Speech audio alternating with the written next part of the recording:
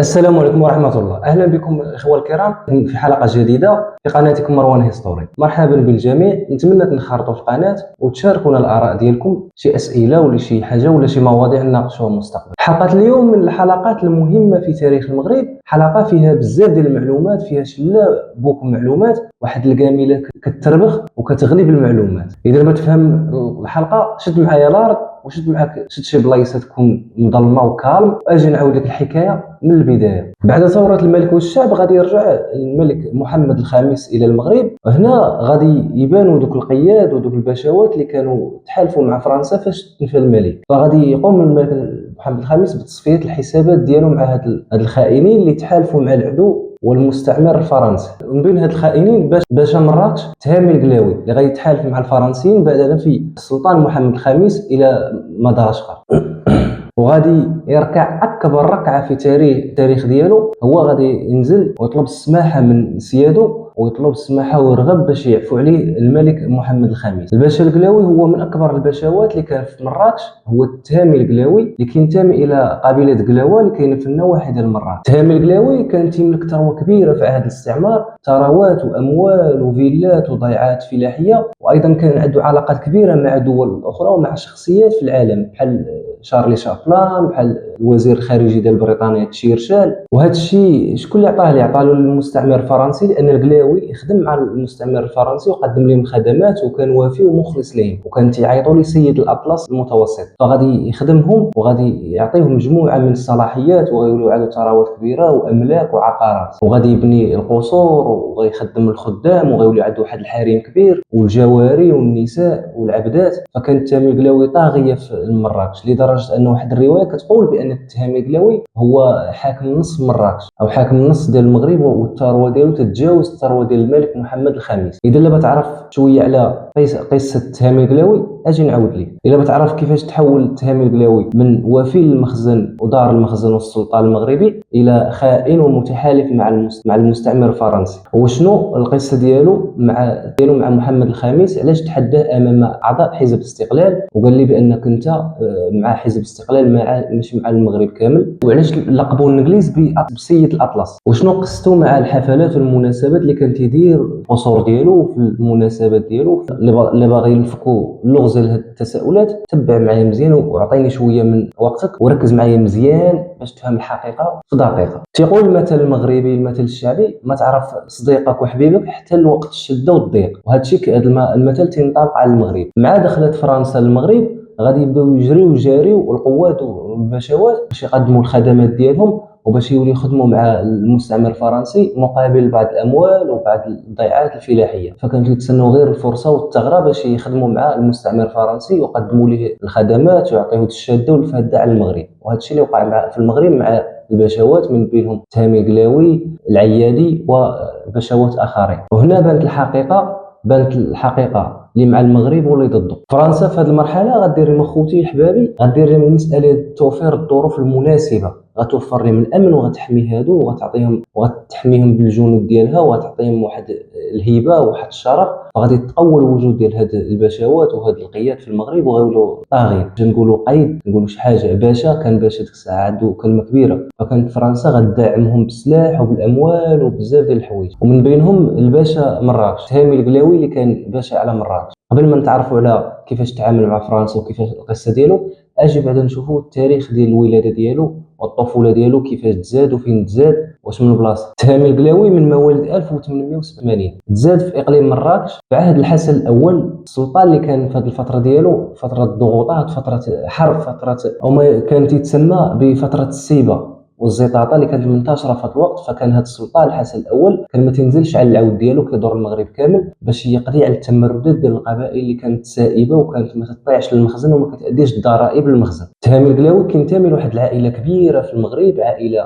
لها نفوذ ولها سمعه في النواحي ديال مراكش، وهذه العائله تنتمي لواحد القبيله كبيره هي قبيله قلاوه. هو كينتمي لواحد الاسره قلاويه سميتها الاسره المزواريه، اللي غادي من بعد غتوسع وغتولي هذه القبيله المزواريه القلاويه اكبر القبائل في المغرب اللي كانت عندها نفوذ كبير وسمعه، لدرجه ان القبائل الاخرى كانوا تيخافوا منها دائما داير الاحتياط ديالها وكلمتها ما تطيحش. تهامي القلاوي كان الجد ديالو هو الشيخ ديال هذه الاسره المزراويه، كان قوي جدا، وكان الاب ديالو هو القائد ديال هذه الاسره اللي تنتمي للقبيله ديال القلاوه. في هذا الاثناء كان الحسن الاول ضروري خاصو يدور باش يخدع المناطق الغير خاضعه للمخزن. كاين المناطق خاضعه للمخزن هي المدن والنواحي، ثم المناطق اللي كتسمى مناطق الصيبه هي المناطق ديال الجبال والقبائل البعيده عن المخزن اللي كان فيها المشاكل والتمردات والنزاع بين القبائل. فكانت هنا القبائل فيما بينها كتحاول كل قبيله تبين، وهكا القبائل بيناتها كانت تتنازع فيما بينها وكتحاول كل قبيله تفرض نفسها على القبائل الاخرى. وقبيله قلاوه كانت دائما تفرض نفسها، وكان عندها واحد الاشعاع كبير، وكتحاول إن فوا كتقضي على القبيله المعينه كدير ليها الغنائم ديالها وكدير ليها كلشي وكتشردها، وكتولي ديك القبيله تابعه لقبيله قلاوه. وهنا في هذا الوقت غادي يبان واحد المنجم قريب لقبيله قلاوه، واحد المنجم ديال الملح استغلوا اهل الساكنه ديال قلاوه وغادي يبداو يصدروا فيه في المغرب. فغيوليو يجيو التجار تما وغيولي الرواج التجاري. هنا القبيله المزراويه القلاويه او قبيله قلاوه غادي تبان وغيولي يعرفها المخزن، وبالتالي غيبداو القياد ديالها يتقربوا للسلطه المخزنيه ويديروا معهم علاقات. وهكا غادي تقوم الاسره المزراويه القلاويه بتقدم الولاء والبيع على السلطان او السلاطين المغاربه اللي كانوا تيجوا في هذا الوقت باش تقرب للمخزن وتولي عندها صله وصل وتكتسب ديك الثقه ديال السلطان فيهم والشهره الكبيره. وفي هذا الاثناء غادي يبان تهامي القلاوي كطفل صغير غادي يدخل يقرا في المسجد وغيتعلم القران. من بعد غادي يتحول غيمشي لمراكش بالضبط، خصوصا في منطقه وريكا، تما غادي يتعلم القران مزيان وغيحفظ علوم اخرى وغيضبط اللغات ويضبط الدين حتى غيبدا يكبر شويه بشويه. لكن الصدمه الكبرى والمفاجاه اللي غتوقع هو ان تهامي القلاوي ان فوا كان هو تيقرا في وريكا غادي يجي واحد الخبر ديال وفاه الاب ديالو محمد القلاوي اللي كان هو القائد ديال قبيله قلاوه. هنا كاين الاخ ديال تهامي القلاوي هو المدني القلاوي اللي كان كبر منه شويه، هو اللي غياخذ الحكم وغادي يربي الاخ ديالو وغادي يعلمه. بالتالي تهامي القلاوي غادي يتلمذ على يد الاخ ديالو وغيمشي معاه في هذيك الخطه ديالو وديك السياسه ديالو. المدني القلاوي غيتشهر وسط قبيله قلاوه وغيولي عنده صيت كبير وشهره وثقه وغيربط علاقات مع المخزن. وهنا غادي المخزن غيولي يتقرب ليه وبالتالي غتولي يجي عائدات من طرف المخزن. وهنا السلطان اللي كان حاكم هو السلطان مولاي عبد العزيز لانه كان صغير ومازال صغير. هنا القبائل الاخرى فاش غتسمع بان مولاي عبد العزيز كان يلا صغير مازال ما عارفش البروتوكول السياسي والاداري والحربي والعسكري، فغادي القبائل الاخرى غتبدا تنتفض وتمرد وتنقلب على السلطان.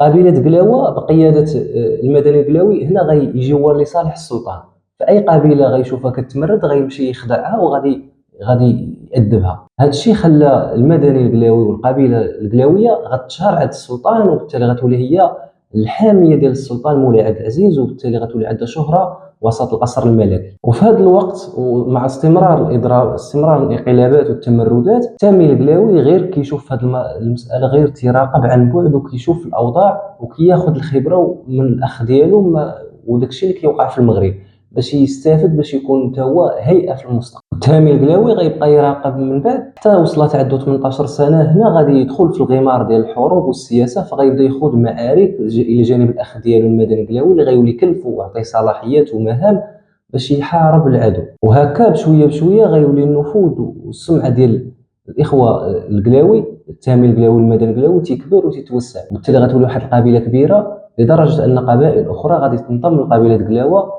وغيولي واحد العدد كبير اكثر من 40 قبيله غتنضم لقبيله قلاوه. والسلطان مولاي عبد العزيز هنا غيثيق في قبيله قلاوه وغتولي هي الحاميه ديال السلطان في منطقه الاطلس مراكش والنواحي ديال مراكش، فغتولي هي كتوفر ليه الامن وتوفر ليه الظروف المناسبه في اي لقاءات في المناسبات، وغتشهر القبيله القلاويه. عام 1910 غادي يدير تامي القلاوي اكبر انجاز غيحققه في التاريخ ديالو، هو غادي يقضي على القيد طيب القندافي اللي كان يتمرد على السلطان مولاي عبد العزيز ومولاي عبد الحفيظ.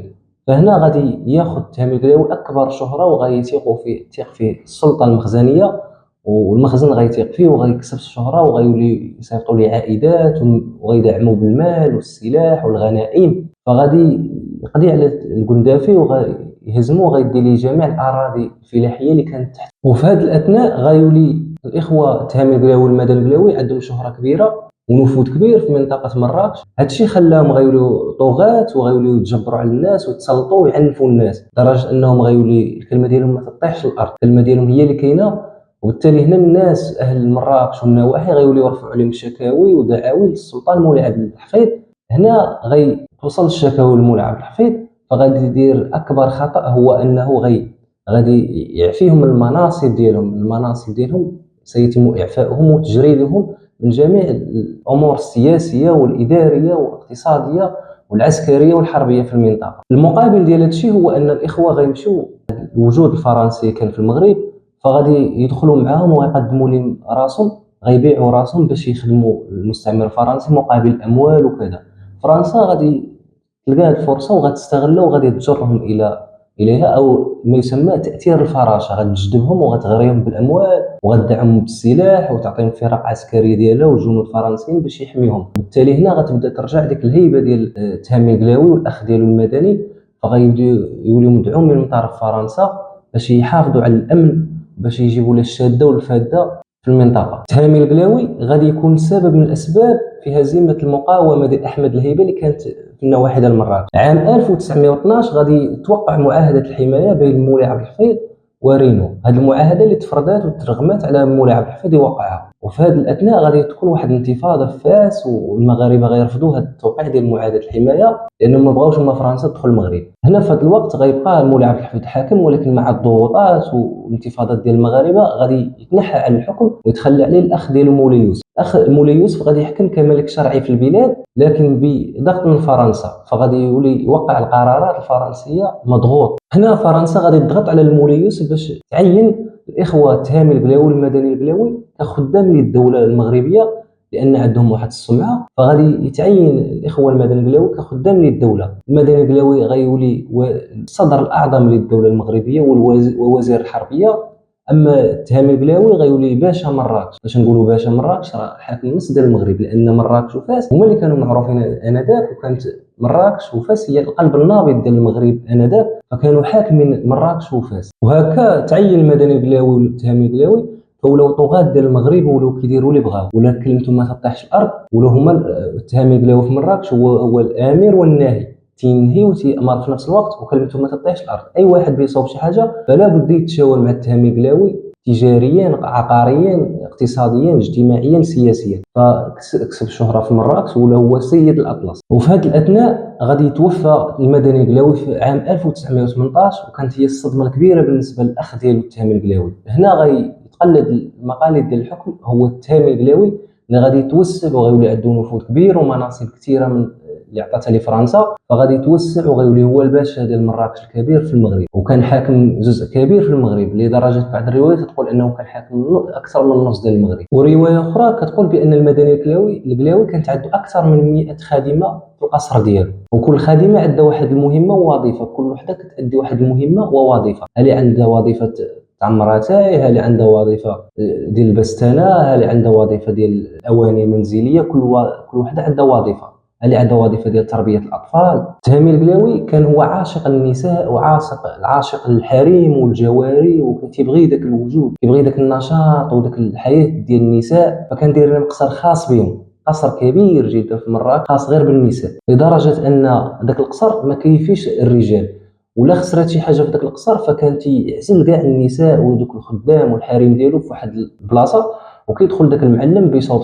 شي حاجه ولا كذا، فكان تيصاوبها بالزربه وكيخرج. قصر خاص بالنساء فقط. وتيحكي لنا هنا الابن ديالو عبد الصديق المزراوي القلاوي تيقول بان الاب ديالنا ما كانش تيسمح لينا ندخلوا للقصر ديال النساء، ما كانش تيخلينا ندخلوا، تيمنعنا، فكان داك القصر خاص بالنساء فقط. وتيقول ان اي ولد زاد تما فانما كان تيخرج من القصر وكيمشي لواحد المنطقه اخرى تيتربى، تيربيو الام على الابن ديالها، ولا بغات تشوفوا ديك الام كتجي هي كتشوف واحد الساعه ولا ساعتين، كدوز معاه واحد شويه ديال الوقت وكترجع. فكان تيعزل الابناء عن الامهات ديالهم. وتيحكي ثاني عبد الصادق المزراوي تيقول بان الابن فاش كيكبر وكيتزوج وكيدير بيت خاص به مستقل، عاد ديك الساعه الام الحق تخرج من القصر، تكون سالات الوظيفه ديالها، تتكبر في السن وكتمشي تعيش مع ولدها، كدوز داكشي اللي بقى ليه في الحياه. عبد الصادق تيقول لان الاب ديالو كان خايف لا توقع شي علاقه مع مع النساء ديال القصر والابناء، لان كان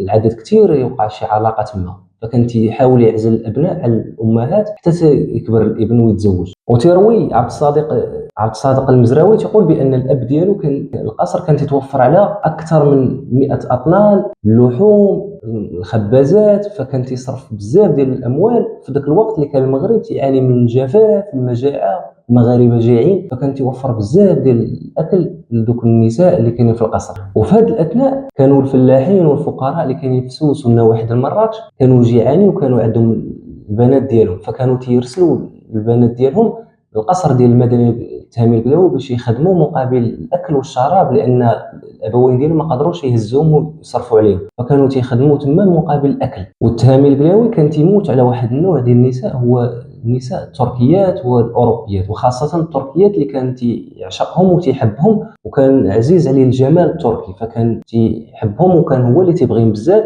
لدرجه انه تزوج من عده تركيات، تزوج بشي 4 تركيات وولد معهم ابناء، الى جانب المغربيات اللي كانت ولد مع شي 4 العيالات وتزوج فيه 4 العيالات وولد معهم. هذا الشيء بالاضافه الى الجواري اللي كانوا في القصر، ناهيك على ان التهامي القلاوي كانت عنده علاقات انسانيه مع شخصيات مشهوره في المغرب بحال شارلي شابلان بحال تشيرشل، فكانوا تيزوروه للقصر وتيدخلوا تيتصدموا بداك الهول ديال النساء اللي كاينين فيه، وكانوا تيشوفوا ان النساء وكانوا تيرتاحوا، كانوا تيجيو الاوروبيين وكيرتاحوا في ذاك القصر، وكانوا دوك الخادمات كيوفروا لهم الماكله والغسيل والدوش وكاع المسائل، فكانوا تيجيو تيرتاحوا في ذاك القصر ديال النساء او حريم الباشا القلاوي. النقطه السوداء اللي في تاريخ تهامي القلاوي هو انه غيساهم في انشاء وبناء اوكار الدعاره في مراكش، كان تيكلف مختصين في بناء هذه الاوكار ديال الدعاره في مراكش، وكانوا تيجلبوا النساء من مختلف المناطق، النساء ديال البغاء، فكانوا يديروهم تما في اوكار الدعاره، وكانوا تيجوا عندهم الرجال سواء اجنبيين او غير اجنبيين، فكانوا تيديروا ديك الممارسه مقابل الاموال. فالتهامي القلاوي كان دار هذا المشروع تجاري، المشروع ديال الدعاره التجاري، وربح وجنا منه اموال باهظه. وهذا الشيء ذكروا الكاتب الفرنسي جوان ديلو في كتابه، تيقول بان التهامي القلاوي استلف عاهره في مراكش في مختلف المناطق، وهذه العاهرات كان عطاهم رخصه من اجل المتعه والشهوه مقابل الاموال، فكان اي واحد كيمارس كيعطيه 100 فرنك في اليوم، ايوا حسبوا 100 فرنك في اليوم ضربوها في الشهر، فكان تيجني ثروه هائله، تجاره ديال المومسات وهذه التجاره ديال البغاء. كانت كيليز هي اكبر منطقه اللي معروفه باوكار الدعاره، فكان حي كبير جدا معروف بمناطق الدعاره.